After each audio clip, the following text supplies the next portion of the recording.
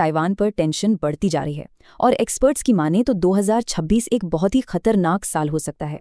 तो सवाल ये है कि 2026 और 27 को एक नए वॉर की शुरुआत क्यों कहा जा रहा है? चीन के राष्ट्रपति शी जिनपिंग ने तो साफ कह दिया है कि ताइवान चीन का ही एक हिस्सा है। 2026 में सैन्य, राजनीतिक और ग्लोबल हालात सब एक बहुत ही खतरनाक पॉइंट पर आकर मिल रहे हैं। चलिए इन 3 बड़ी वजहों को जल्दी से समझते हैं जो इस पूरे खतरे को बढ़ा रही हैं। आज के इस तनाव को समझने के लिए हमें 1949 के चीनी सिविल वॉर में वापस जाना होगा।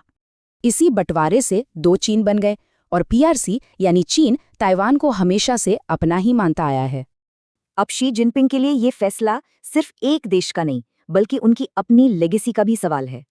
अगर वो सफल हुए तो इतिहास में नाम दर्ज होगा, लेकिन अगर फेल हुए तो तबाही पक्की है। चीन सीधे हमला करने के बजाय एक अलग ही गेम खेल रहा है जिसे कहते हैं एनाकोंडा स्ट्रैटेजी। इसका सीधा सा गोल है ताइवान को मेंटली इतना थका दो कि वो बिना लड़े ही हार मान ले। ये स्ट्रैटेजी धीरे धीरे असर करती है। इसका काम ही है वक्त के साथ ताइवान का हौसला तोड़ना। यहाँ साफ दिखता है सीधे हमले और एनाकोंडा स्ट्रैटेजी के रिस्क में कितना बड़ा फर्क है। ताइवान का मुद्दा सिर्फ लोकल नहीं है, इसका असर पूरी दुनिया पर पड़ने वाला है और ये बहुत जरूरी है। देखिए, दुनिया के बेस्ट सेमीकंडक्टर चिप्स ताइवान में ही बनते हैं। अगर ताइवान में जंग होती है तो इसका इकोनॉमिक असर यूक्रेन वॉर से 10 गुना ज्यादा होगा।